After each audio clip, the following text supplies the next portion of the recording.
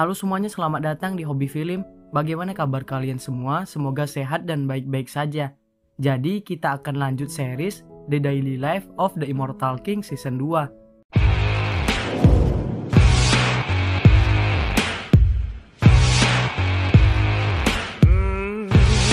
Dan sepertinya dia itu tidak peduli dengan keselamatan Lin. Nah, di saat itu juga Tang pun mulai melakukan serangan. Tapi tanpa diduga Lin berhasil menahannya dan seketika pedangnya memunculkan sebuah aura yang sangat mengerikan.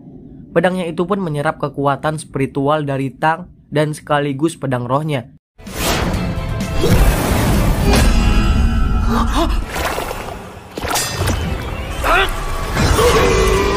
Tang pun semakin sekarat dan untung saja ada sesuatu yang muncul untuk menghancurkan pedang rohnya supaya nyawa Tang bisa diselamatkan.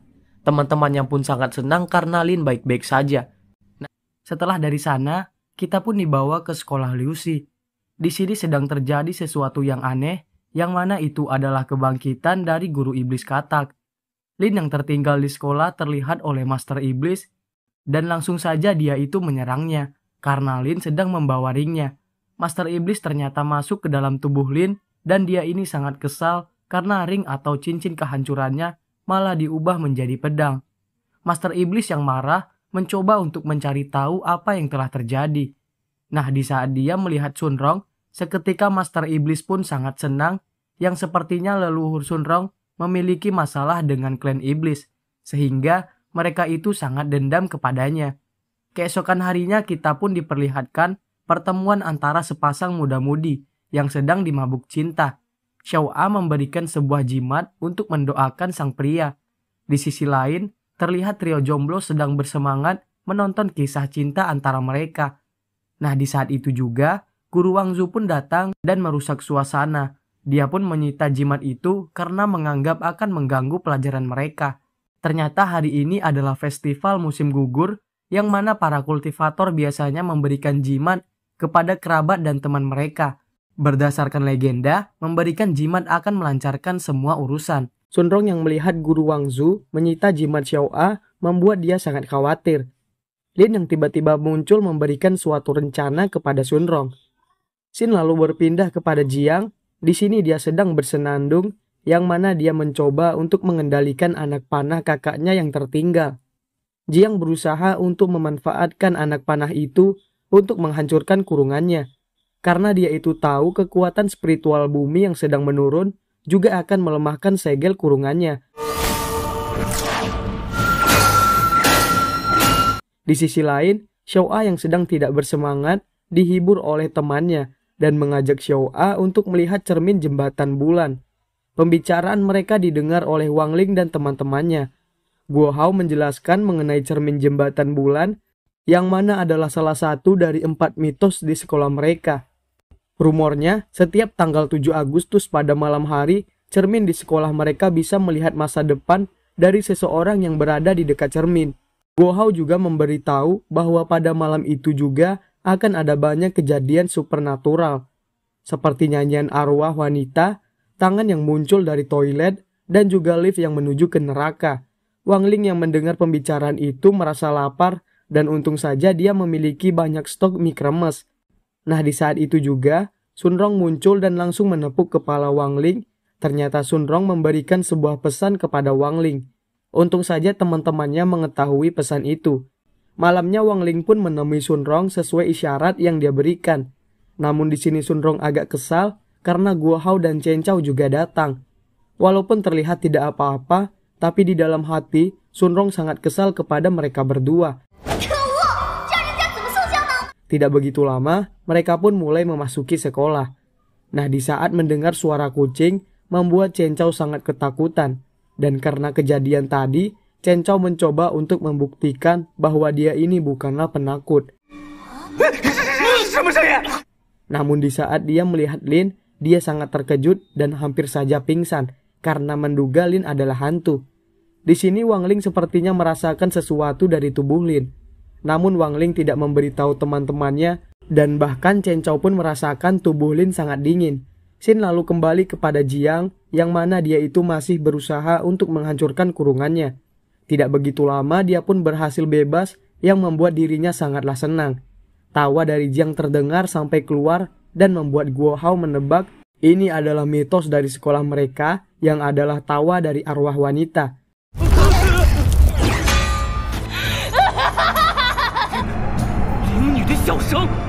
Jiang yang sudah bebas berencana untuk keluar dari tempat itu melalui saluran air. Di sisi lain, Guo Hao dan Chen Chou sedang kencing karena suara tawa yang mereka dengar tadi hampir saja membuat mereka kencing di celana. Tapi mereka merasa itu hanyalah tawa dari wanita yang ingin menjahili mereka. Nah, di saat Jiang ingin keluar dari saluran air, Guo Hao dan Chen Chou ternyata mendengar pergerakannya. Walaupun sangat ketakutan, Guo Hao mencoba untuk memberanikan dirinya. Tapi seketika air toilet memampeskan Guo Hao dan sedangkan Chen Chou sudah tidak bisa menahan ketakutannya.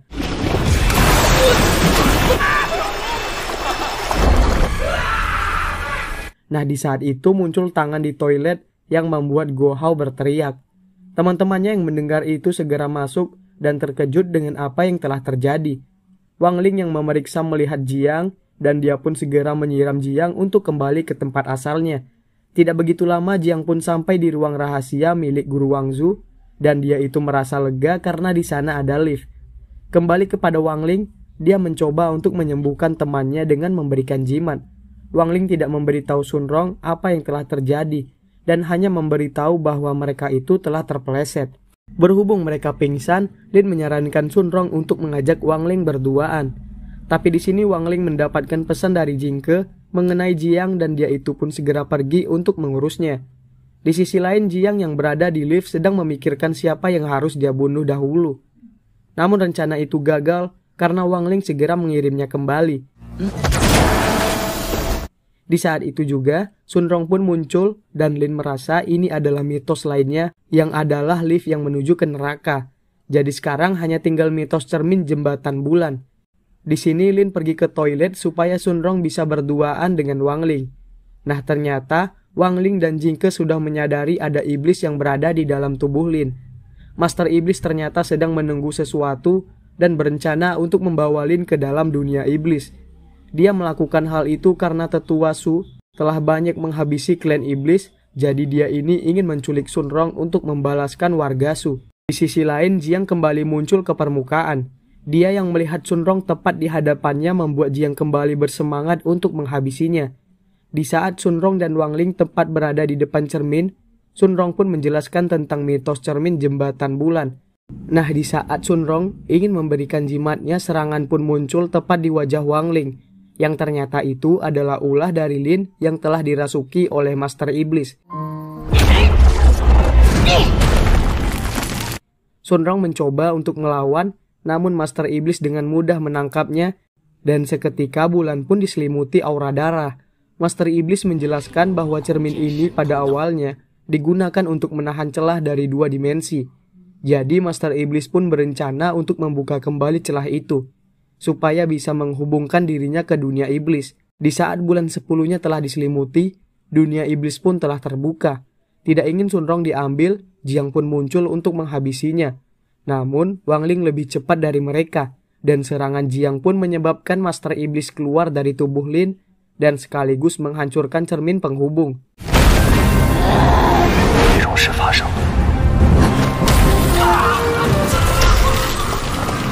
Jiang sangat kesal dan meremehkan Wang Ling, tapi seketika dirinya dihempaskan oleh serangan Wang Ling. Di sini Sun Rong pun pingsan karena kejadian tadi. Wang Ling mengambil jimat doa Sun Rong dan memberitahu badai ini sudah menerimanya. Setelah kejadian kemarin, beberapa hari pun telah berlalu. Di sini Chen Chou sedang menonton live streaming dari seorang peri rubah kecil bernama Suda. Dia sangat sayang kepada gadis itu dan bahkan Chen Chou memberikannya hadiah yang adalah obat tradisional lidah anjing laut. Chen Chou memberikannya obat karena guru Suda sedang sakit. Melihat keimutan Suda membuat Chen Chou sangat senang, dan bahkan di saat Suda mengajaknya untuk saling berbicara, membuat Chen Chou hampir saja menjadi gila.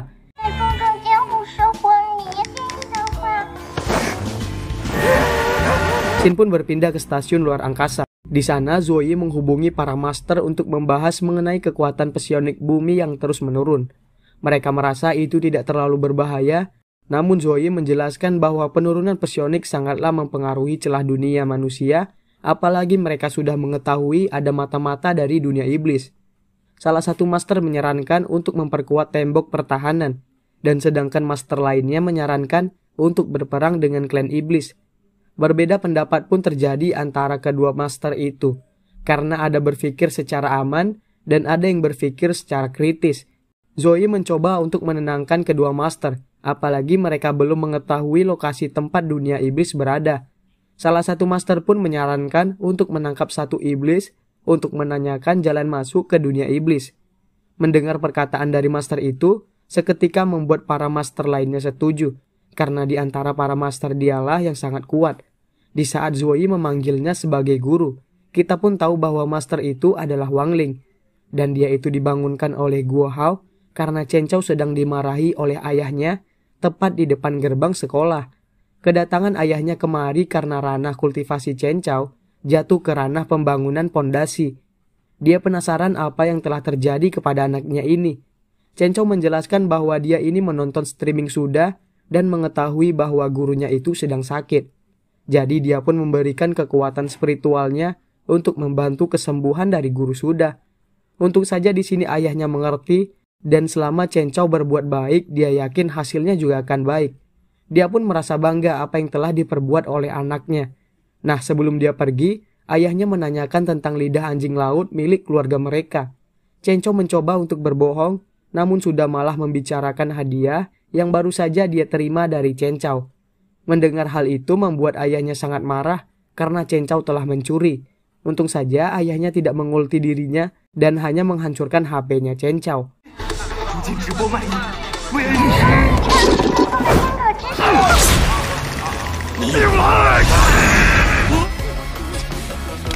Ayahnya berjanji jika Chen Chao menonton Suda lagi, ia itu akan diusir dari keluarga. Setelah kejadian tadi, Sun Rong penasaran bagaimana bisa kultivasi Chen Chao menurun dengan hanya menonton live streaming saja. Guo Hao menjelaskan bahwa di zaman sekarang kekuatan spiritual bisa dibagikan melalui internet. Jadi live streaming menjadikannya sebagai hadiah. Namun di sini Lin merasa bahwa itu adalah sihir iblis, yang mana pada zaman dahulu, iblis akan berubah menjadi wanita cantik ataupun pria tampan untuk merayu seseorang. Seiring berjalannya waktu, kekuatan spiritual dari korban akan diserap. Jadi kemungkinan hal itu juga terjadi kepada Chen Chao. Guo Hao meminta mereka untuk tidak khawatir, karena HP Chen Chao sudah tidak ada lagi. Apalagi dia itu juga telah diancam oleh ayahnya. Nah, seketika mereka mendengar tawa dari Chen Chao, yang ternyata itu masih menonton live streaming dari Suda. Melihat kelakuannya, Wang Ling penasaran bagaimana cara mereka untuk menghentikan iblis ini. Lin merasa cara yang paling ampuh adalah menggunakan teknik pemisah jiwa untuk masuk ke dalam dunia internet dan menghajar iblis itu. Namun sayangnya, untuk menggunakan teknik itu harus berada di ranah alkimia emas. Tapi Guo Hao meminta untuk tidak terlalu repot melakukan hal itu, karena dia memiliki sebuah rencana.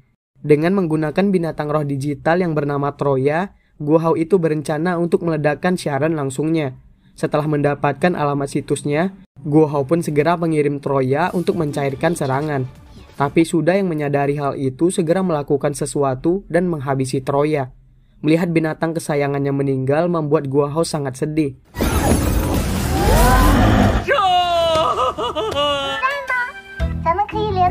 Sedangkan Suda melanjutkan live-nya dan mengajak Chen Chao untuk saling berbicara. Di sini teman-temannya masih berpikir bagaimana cara menyadarkan Chen Chao.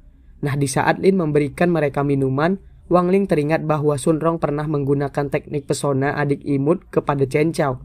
Jadi Wang Ling pun memintanya untuk kembali menggunakan teknik tersebut. Sun Rong pun mulai melakukan rencananya, yang mana di sini dia sedikit kesal karena Chen Chao tidak menganggapnya sebagai teman dan hanya sebagai adik di kelas mereka saja. Nah, di saat Chen Chao meminum soda yang dia berikan, Sun Rong pun langsung menggunakan teknik pesonanya. Hal itu ternyata disadari oleh Suda dan membuat dia sedikit khawatir. Apalagi di saat Sun Rong mengajak Chen Chao untuk pergi dari tempat ini. Tidak ingin ditinggalkan oleh Chen Chao, Suda pun menggunakan suara imutnya untuk menggoda Chen Chao. Sun Rong tidak percaya dengan apa yang baru saja dia lihat. Apalagi Suda makin kesini makin membuat suara yang bisa menyebabkan insting para pria tidak terkendali.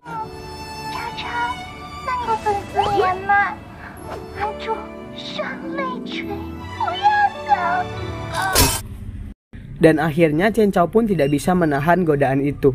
Sunrong yang mencoba menyadarkan Chen Chao kembali gagal dan bahkan membuat Sunrong terkena serangan mental. Nah, tujuan Suda melakukan streaming adalah mengumpulkan kekuatan spiritual untuk mengobati gurunya, yang mana gurunya itu adalah Master Iblis. Di sini Chen Chao kembali menjadi gila dan tidak begitu lama ayahnya pun datang dan teringat dengan masa lalunya yang juga seperti Chen Chao. Guo Hao sempat ingin mengejek tapi untuk nyalin segera menghentikan mulutnya. Ayahnya sangat sedih karena anaknya juga bernasib sama dengan dirinya. Tapi di saat dia mendengar anaknya kembali menyawer Suda, membuat ayahnya marah karena Chen Chao tidak mendengar tangisannya. Ayahnya pun ngajak Chen Chao untuk pulang, tapi di sini Chen Chao memilih untuk masuk ke dunia 2 dimensi dengan menggunakan teknik pemisah jiwa.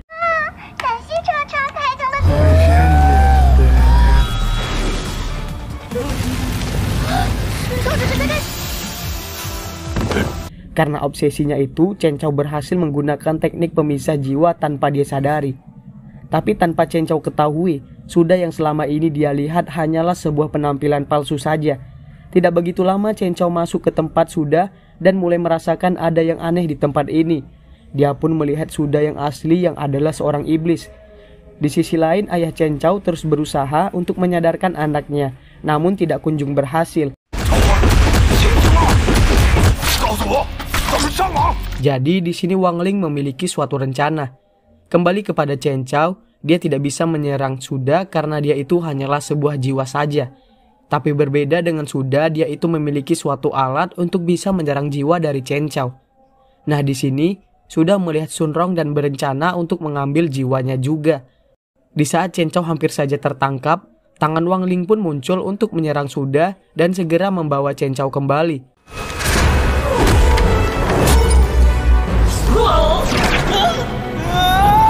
Tidak begitu lama berita pun muncul tentang penggeledahan tempat Suda. Sayangnya Zuo Yi dan pasukan Xianjiang tidak berhasil menangkap Suda dan dia itu masih dalam kejaran. Nah berita itu juga menyiarkan mengenai grup tirai air milik keluarga Sun yang telah bangkrut karena tidak dapat melunasi hutang yang sudah sangat membengkak dan bagian ketiga season 2 pun bersambung. Oke, sekian dulu pada video kali ini. Bagi kalian yang ingin mengikuti series ini, langsung klik subscribe dan aktifkan loncengnya. Makasih yang sudah menonton video sampai habis. Sampai jumpa di video selanjutnya.